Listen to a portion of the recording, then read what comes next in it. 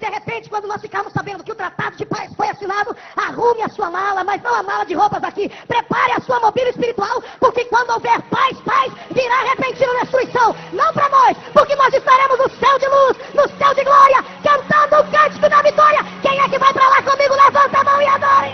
Você que vai ficar, pelo amor de Deus, não se engane. O anticristo vai parecer um Deus. Vai falar palavras que vai deixar todas as pessoas arrepiadas. Ele é um verdadeiro Dom Juan. Não dê atenção às conversas dele. Deixa eu falar com aqueles que vão ficar. Ei, você que vai ficar. Não, pastor, eu vou para o céu. Vai nada, o céu não é lugar para você.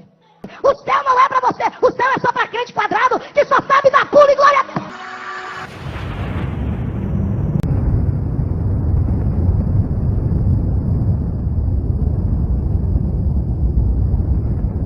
Que a graça do Filho do Altíssimo seja na vida de todos que me acompanham nesse momento. Muita gente sincera acredita que haverá um arrebatamento secreto da igreja ao céu antes da vinda de um anticristo desconhecido. Apesar desse ensino ter a aprovação da maioria, uma pesquisa sincera sobre a sua origem nos remete à Idade Média, a Idade das Trevas, quando a religião medieval mantinha o monopólio da salvação e do conhecimento, e não tolerava que seus dogmas fossem questionados.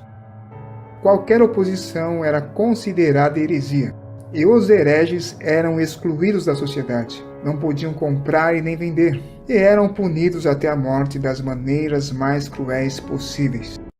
Naquela época, a Bíblia não era um livro acessível para todos, e nem um livro impresso como hoje, mas escrita à mão, palavra por palavra. É que essa Bíblia que o senhor carrega debaixo do braço existe sem os bispos da Igreja Católica. Esse é o problema. Por quê? Porque esse pessoal protestante acha que a Bíblia caiu do céu de paraquedas com zíper e tudo. A Igreja Católica teve que viver durante 1500 anos, onde a Bíblia não era um livrinho assim, era uma biblioteca imensa que ninguém podia ter em casa, porque tinha que ser copiada palavra por palavra. Uma Bíblia demorava 3 anos para ficar pronta, e a Bíblia era escrita em latim, a língua do antigo Império Romano, que se tornou a língua litúrgica da religião medieval. Pouquíssimas pessoas fora do clero religioso entendiam e falavam latim, e era proibido traduzir a Bíblia do latim para outras línguas. Mas isso era feito clandestinamente pelos hereges, pelos desigrejados daquela época, que sabiam o risco que corriam por fazerem aquilo. E num contexto de obscurantismo e de analfabetismo como o da Idade Média, os padres em toda a Europa celebravam missas em latim para pessoas que mal falavam suas próprias línguas maternas.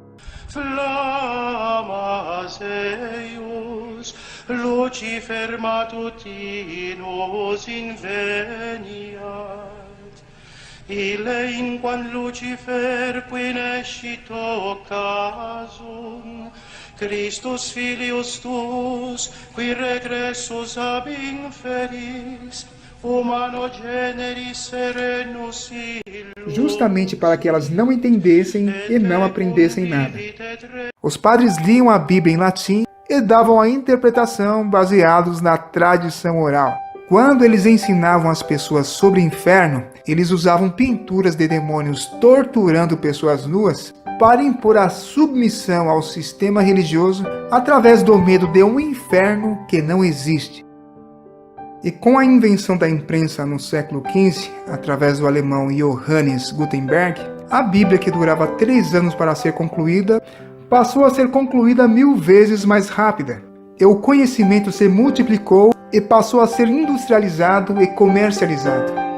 E a Bíblia não ficou limitada ao latim, mas foi impressa em alemão, italiano, inglês, francês, espanhol e nas outras línguas europeias. E o sistema religioso perdeu o controle da situação, porque a Bíblia caiu na mão do povo. E houve um grande derramar do Espírito Santo e um grande avivamento. Não porque as pessoas falavam línguas estranhas, mas porque elas passaram a ler as Escrituras nas suas próprias línguas maternas. E a partir da imprensa, o conhecimento e a informação através de livros se espalharam por toda a Europa.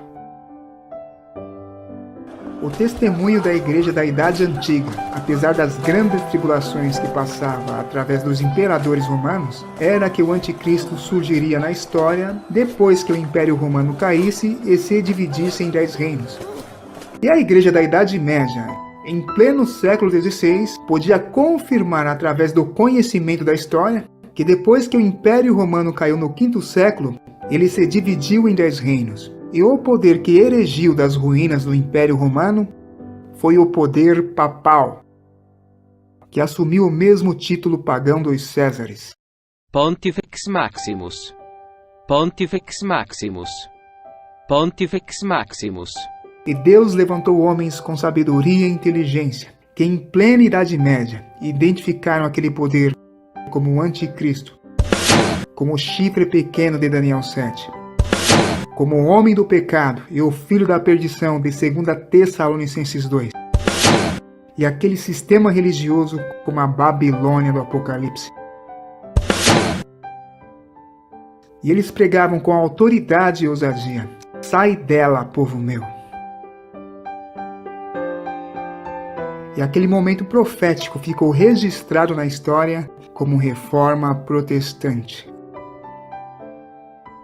Os reformadores, baseados em Números 14:34 e em Ezequiel 4:6, textos que mostram dias sendo representados como anos, interpretavam tempo, tempos e metade de um tempo, 42 meses, 1260 dias, expressões contidas nas profecias de Daniel e do Apocalipse, não como 3 anos e meio literais, mas como 1260 anos proféticos daquele império religioso. E também interpretavam toda aquela grande tribulação da Idade das Trevas, que já durava mais de 1000 anos, com as profecias, e as crises que aconteceram no Império Romano como trombetas, como juízos de Deus. E essa interpretação é conhecida como historicismo. Historicismo é a interpretação que as profecias do Apocalipse vêm se cumprindo ao longo da história da Igreja desde a sua fundação.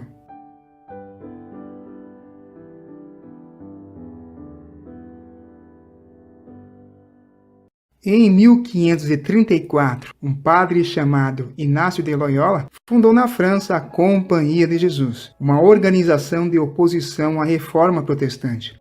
Se as várias instituições religiosas de hoje resultaram da liberdade de expressão que a Reforma Protestante trouxe, a Companhia de Jesus pretende fazer com que todas essas instituições, como todas as outras religiões, se submetam à autoridade espiritual do Papa.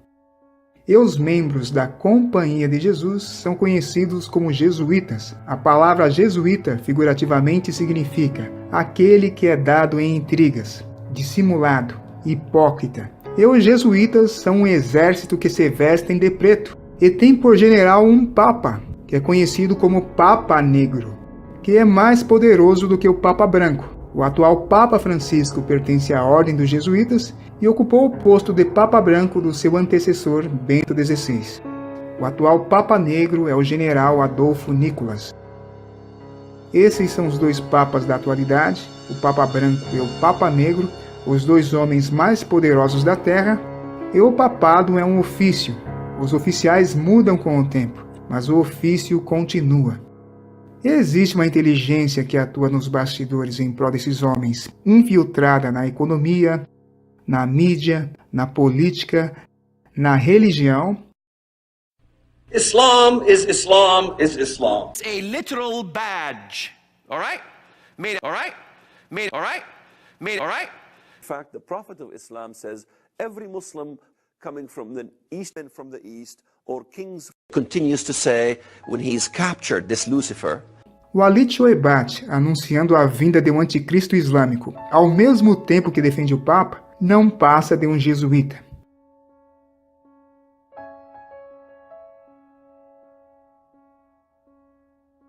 Os jesuítas estão por trás da crise do Oriente Médio, da criação do Estado Islâmico, como estão por trás de quase todas as guerras que ocorreram no mundo desde o século XVI, e pretendem criar a Terceira Guerra Mundial entre os países muçulmanos e a nação de Israel, com o objetivo de empurrar o mundo inteiro para a nova ordem mundial. E hoje se fala muito em Illuminati, mas para quem não sabe, os Illuminatis foram criados pelos jesuítas. Em 1545, houve um concílio em que a Companhia de Jesus desenvolveu interpretações extremistas das profecias para isentar o Papa da acusação de anticristo. e fazer com que as pessoas tivessem uma visão isolada de um anticristo tanto no passado, preterismo, como no futuro, futurismo, e não através da história, historicismo, que era a posição defendida pelos reformadores. E esse concílio ficou registrado na história como contra-reforma. Um jesuíta chamado José Luís de Alcazar elaborou uma leitura preterista que coloca o Apocalipse se cumprindo entre a queda de Jerusalém no ano 70 e a queda do Império Romano em 476 d.C., e do anticristo se manifestando e caindo ainda no primeiro século. Segundo ele, o anticristo se tratava do imperador César Nero.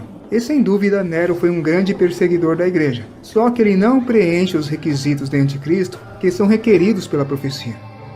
Enquanto José Luís de Alcazar tirou o anticristo da história e o isolou ao passado, outro padre jesuíta, chamado Francisco Ribeira, através de uma falsa interpretação da profecia das 70 semanas de Daniel, tirou o anticristo da história e o isolou ao futuro.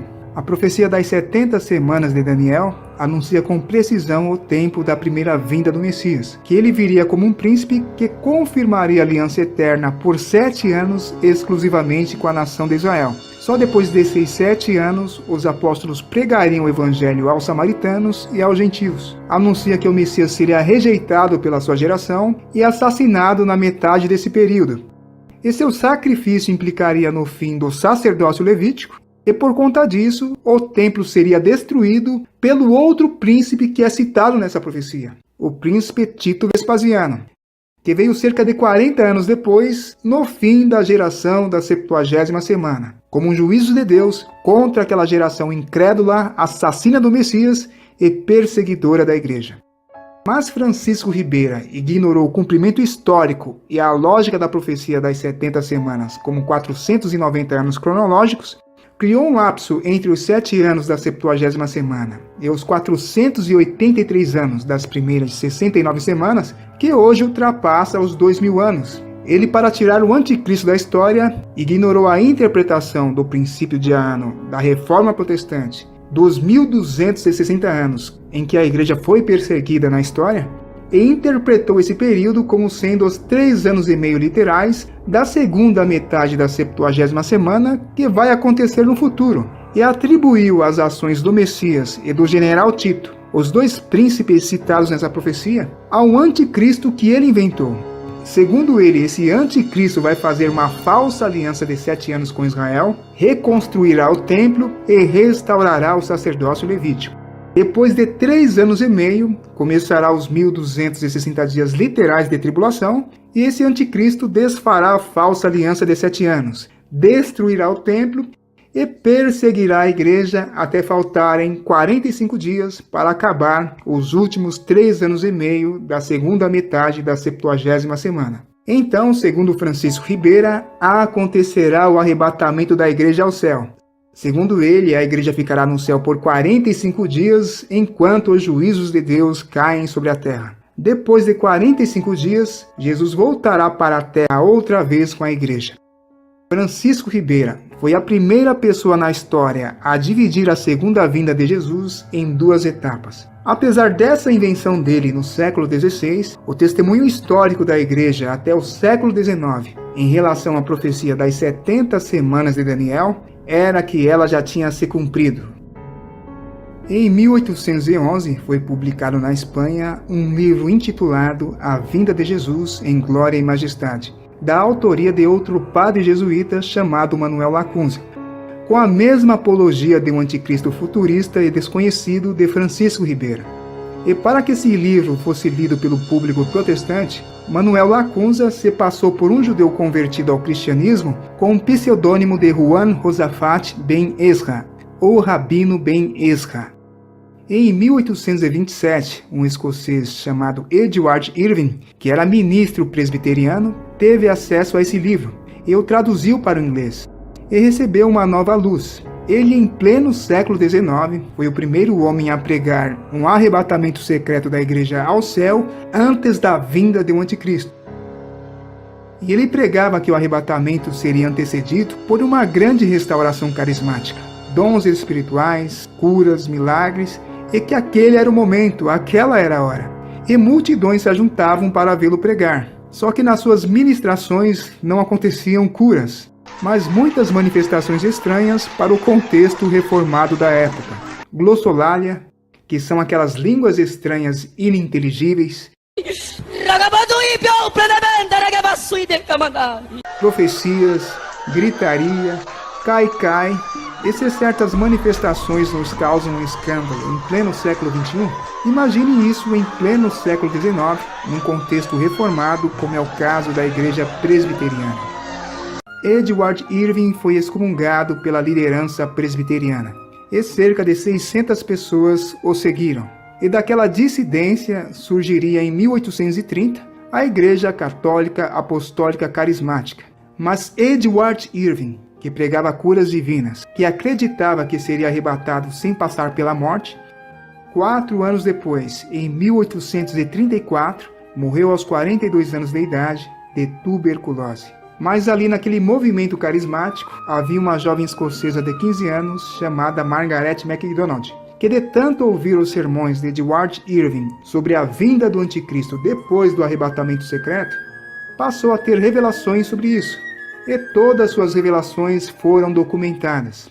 E um cidadão irlandês chamado John Nelson Darby, que também era maçom, teve acesso aos estudos de Edward Irving e aos registros das revelações da jovem Margaret MacDonald, e criou o dispensacionalismo, que é o conceito que Deus lida com a humanidade ao longo da história através de diferentes dispensações. E segundo essa teoria, estamos na dispensação da graça, que se encerrará quando a igreja for arrebatada secretamente ao céu, antes da vinda de um anticristo futuro. E John Nelson Darby foi para os Estados Unidos e conseguiu um discípulo, que também era maçom, e se chamava Cyrus Scofield, que se tornou um seminarista de dispensacionalismo nos Estados Unidos. E Cyrus Scofield, através de um financiamento com banqueiros maçons, publicou em inglês a Bíblia que até hoje leva o seu nome, a Bíblia de Estudos Scofield, com comentários e notas de rodapé, ensinando a vinda de um anticristo desconhecido depois do arrebatamento da igreja. E essa Bíblia do inglês foi traduzida para várias línguas. E foi assim que essa tese da contra-reforma de um anticristo futurista e desconhecido se popularizou no mundo inteiro. E além da teologia, essa mentira é imposta pela força e pela violência, através de profetas da última hora, através do misticismo, a exemplo da jovem Margaret MacDonald no século XIX. Hoje, em pleno século XXI, há milhares de pessoas que dizem que tiveram visões com o tal arrebatamento secreto antes da vinda de um anticristo desconhecido. Através do cinema, os jesuítas patrocinam essa mentira através dos filmes de Hollywood.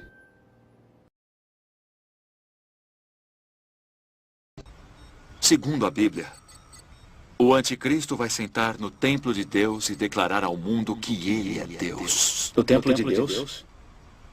É o templo de Salomão em Jerusalém, não é? Isso mesmo. Muito bem, então este anticristo, se quiser reconstruir o templo, terá uma bela guerra pela frente. Escute o que eu te falo. Não se engane, está escrito na Bíblia. Ele vai reconstruir o templo. Eu garanto. Mas os árabes não vão ficar sentados olhando a construção deste templo. Vão entrar em paz com Israel. Paz, no Oriente Médio. Daniel 9, versículo 27. E ele firmará um acordo por 7 anos. E por incrível que pareça, foi lançada uma novela no Brasil ensinando essa mentira. Na novela Apocalipse, o arrebatamento, o grande momento que antecede o domínio do anticristo. Alguns vão se salvar e os que ficarem vão tentar sobreviver. 6 de fevereiro, 8h45 da noite em Apocalipse. O fim do mundo começa agora. E tudo isso com o principal objetivo de reescrever a história. Fazer com que as pessoas tenham uma visão de um anticristo desconhecido que ainda vai chegar, que tudo ainda vai se cumprir e que nada aconteceu na história. E negar a Santa Inquisição, onde milhares de cristãos foram torturados até a morte como hereges das maneiras mais cruéis possíveis.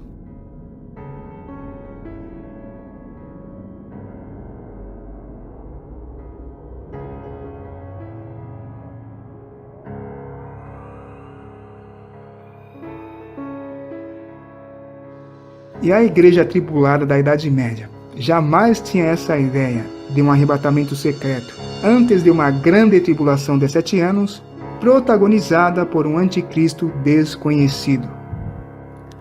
Obrigado por assistir esse vídeo. Compartilhe, se inscreva no canal e ative o sininho para ser notificado nas próximas publicações.